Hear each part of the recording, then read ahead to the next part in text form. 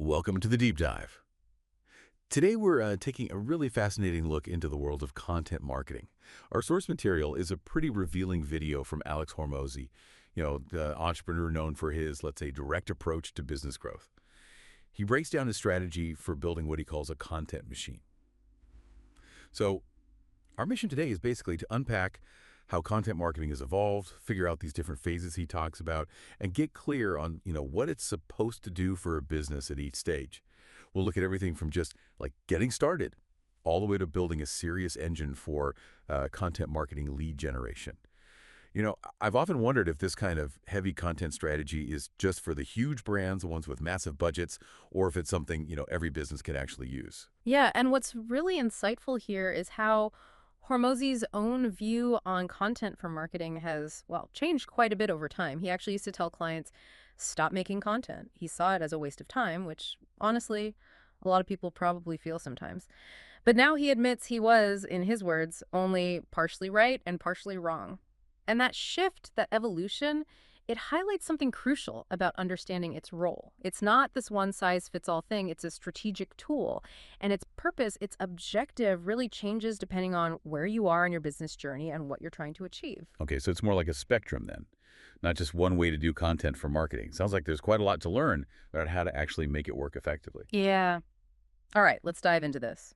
Hormozi lays out 5 distinct phases for building this content machine, and he really stresses that the goals, the objectives, they change significantly as you move through them. It's not one static goal. Exactly, and those initial phases, they're foundational. They serve a really specific purpose that often gets, well, overlooked or skipped entirely. A lot of entrepreneurs want to jump straight to the end game, what they think content marketing is all about from day one. Right. So if we're mapping this out, where does he say a business should actually start building this machine? What's phase one? Phase one is deceptively simple sounding. Make something and post it. It sounds basic, maybe too obvious, right? But the insight here isn't just about overcoming inertia. It's strategic. It forces you to get reps in, to start building that muscle memory of creating content. So many businesses get stuck waiting for the perfect idea, the perfect setup. The paralysis of perfection. Yeah, Exactly. And Hormozi argues you miss out on that vital feedback loop you only get by actually putting stuff out there. Even if it's imperfect, just get moving. Okay. Break the paralysis. Got it. Right. So once you've made that leap, you've posted something. What's phase two?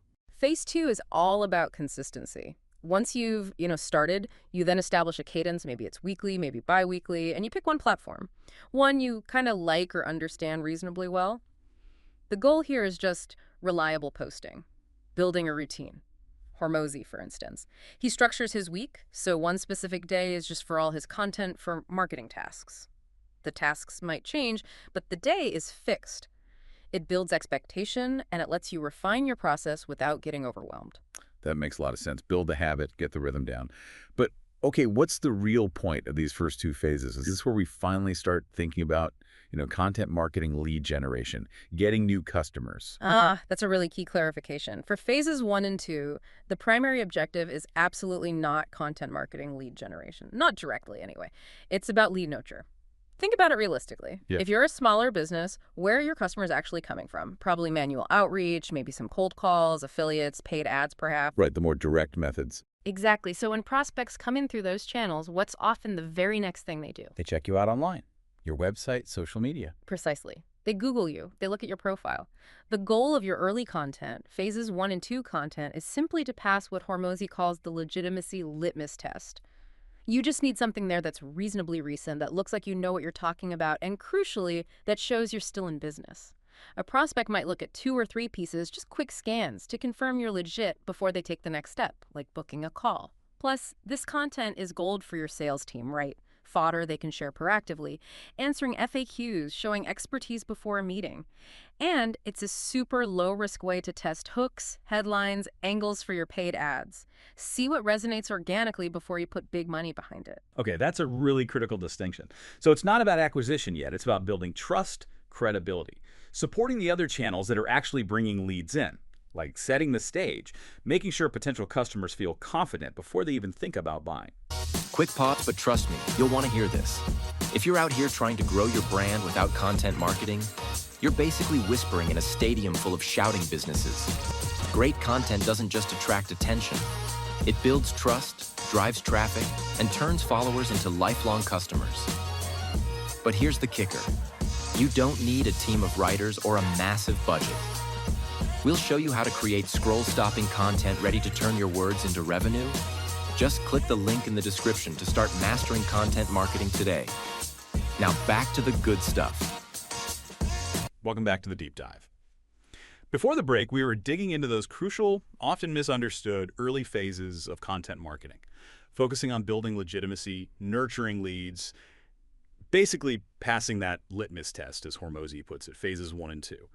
But what happens next? Once you've got that foundation solid, how do you shift gears and actually turn content into a real customer acquisition engine? This is where Hormozi says the whole strategy, the objective, shifts pretty dramatically. This is where content marketing lead generation really becomes the name of the game. Indeed. So once you've mastered that consistency on your chosen platform, phase 3 kicks in. Phase 3 is where you move from posting reliably on one platform to posting reliably across all the platforms relevant to your audience. This is a huge jump in volume, obviously, and it demands more sophistication. You need to understand how to package your core ideas differently for each platform's sort of native language. It's not just copy-paste, it's smart repurposing. Right, so taking one core idea and making it work as, say, a short video, a long post, a thread. Exactly. Think about it. One key insight from your business could become a 60-second TikTok, a detailed LinkedIn article, a sharp Twitter thread, maybe a series of Instagram stories or carousels. Wow. Okay.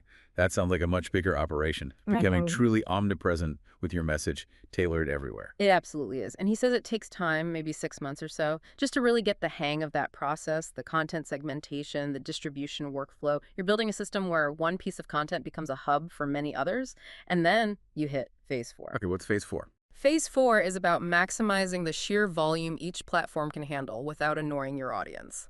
For the really short-form stuff, like Twitter or TikTok, he suggests that could mean like 5, maybe even 10 posts a day. Seriously. And posts a day. Yeah. Wow. Whereas for newsfeed platforms, Facebook, LinkedIn, it might be more like 1 or 2 times a day to avoid fatigue. You basically figure out the maximum effective capacity for each platform, and then you crank the volume on all of them all at once.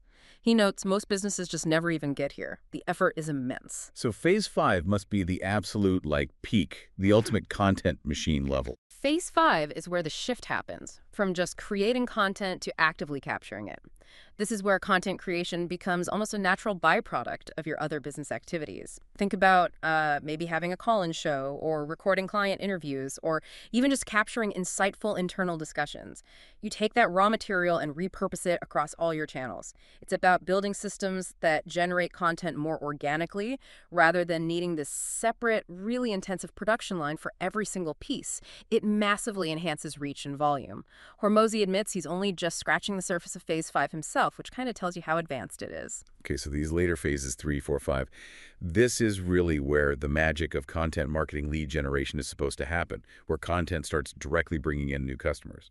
Absolutely. If you're operating consistently in phases 3, 4, or 5, your primary objective is generating new customers from that content. At this level, your content is presumably so good, so valuable, and you're hitting the algorithms right, that the platforms start serving it to new relevant audiences. They reward you with impressions because you keep people engaged. Okay. But, and this is key, for those impressions to turn into actual customers, you need clear, compelling calls to action baked into your content. Not necessarily in every single piece, but consistently present. Hormozi uses his own business, Acquisition.com, as an example. He explicitly asks businesses doing over $3 million to apply for investment right there in his content. It's direct. Makes sense. No ambiguity. Right. But he also really stresses you don't need to be overly slick or constantly pitching hard. His whole mantra is the more you give, the more you grow, the more you take, the more you shrink. It's about providing such massive, undeniable value that you build an audience that trusts you and wants to engage further when the time is right. Serve them incredibly well, and they'll naturally gravitate towards your offers. That's how effective content for marketing works at this stage. It earns the right to ask. Quick pause, but trust me, you'll want to hear this. If you're out here trying to grow your brand without content marketing, you're basically whispering in a stadium full of shouting businesses. Great content doesn't just attract attention. It builds trust, drives traffic, and turns followers into lifelong customers. But here's the kicker. You don't need a team of writers or a massive budget. We'll show you how to create scroll-stopping content ready to turn your words into revenue. Just click the link in the description to start mastering content marketing today. Now back to the good stuff. Okay, let's talk brass tacks then. What does this all mean in terms of, actual investment? Building this kind of robust content for marketing machine, especially when you get to the point where you expect content marketing lead generation, it sounds like a truly massive undertaking. What are we talking, resource-wise? Yeah, that's a really important question. And the answer is it absolutely is a significant investment, both time and money. If you decide, okay, content is going to be our primary way of getting customers, you need to be prepared for it to take a long time. A long time. Hormozi points out it took 18 months, a year and a half for his own company, Acquisition.com, to see any real deal flow or significant growth directly attributable to their content efforts. 18 months, wow. Yeah. And he says patience in this game is maybe the ultimate competitive advantage because so few people are willing to stick it out that long. That compounding effect of delivering value consistently, it just takes time to build trust, build audience, and get the algorithms on your side. And resource-wise. Beyond phase 2, forget about doing it all yourself. It's just not feasible. You will need leverage.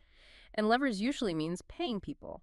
That might start with vendor specialists in editing, design, writing, or eventually, as you scale up volume, bringing employees in-house. He mentions vendors can get you moving faster initially, but offers a word of caution. Be wary of vendors obsessed only with easy-to-measure metrics like clicks and views. Right, the vanity metrics. Exactly. Just because it's easy to count doesn't mean it's what truly matters for long-term success. The actual value you provide, the quality of the audience you attract, that's way more critical. Sure, if nothing is getting any engagement, that's a signal. But don't chase empty clicks if it means compromising your message or attracting the wrong people. That's a huge commitment, though. A long wait and significant cost. Did Hormozi give any specific figures for his own operation, just to put some scale on it? He did, and it's pretty eye-opening. He said for his team, putting out roughly 160 pieces of content a week across all platforms. Or 160 pieces a week? Yeah, crazy volume. That costs them around $70,000 a month. 70 grand a month, okay. But here's the kicker. He doesn't see that as an expense. He sees it as a massive cost saving.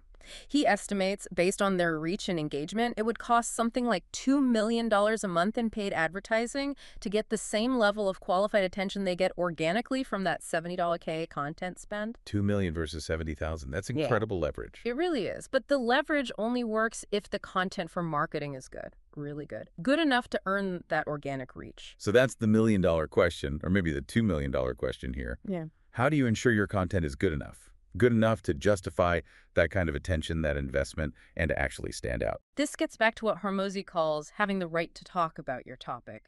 It's more than just knowing stuff. It's about established credibility and owning a specific niche. His advice is define your niche narrowly, very narrowly at first. Instead of trying to be a generalist competing with giants, become, as he puts it, the king in a tiny, maybe underserved pond. His example was something like the fastest toilet fixer in Tuscaloosa. Hyper-specific. Right. Own that small space completely. Exactly. Your content needs to be so valuable on that specific topic that people feel like they should be paying for it, but they're paying with their attention instead. It has to answer 2 crucial questions for the audience immediately. Why should I listen to this person? And why is this worth my time right now? If your content tangibly makes their life better, solves a real specific problem they have, they won't just come back, they'll tell others. It starts with solving one problem really well, with evidence, with clarity. Build that foundation of undeniable value in your niche. Then over time, as you build authority, then you can maybe start expanding your scope and aiming for broader content marketing lead generation. But start focused. Okay, so putting it all together then, our deep dive into Hormozi's framework really clarifies that, what is content marketing? It's so much more nuanced than just casually posting stuff online. It's a very strategic, phased approach. The goals change, the investment changes, the whole purpose evolves. Absolutely. And connecting it to the bigger picture for any business listening, it becomes crystal clear that You have to know whether your content for marketing effort right now is primarily about lead nurture, building that trust, that legitimacy for your other channels, or if it's truly intended for direct content marketing, lead generation, actively acquiring new customers through the content itself. Because each objective, as we've seen, demands a totally different level of investment, a different timeline, probably a different team structure. Trying to jump ahead or applying the wrong strategy for your current phase, that seems like where a lot of frustration and wasted effort comes from. Yeah, it's definitely a long game. It rewards patience, consistency, and being really clear about your purpose at each stage. You start small, just make something, then get consistent, then go wide, then max out volume, then learn to capture content more organically. It's a whole journey. So maybe the final thought for you, our listener, is this. When you're creating content right now, which phase are you really in? Are you building that test lab, that foundation of trust and legitimacy? Or are you actively building a new customer acquisition engine, aiming for serious content marketing lead generation? And maybe more importantly, are you truly clear on which one it is? And are your actions, your investment, and your expectations aligned with that reality for your business today?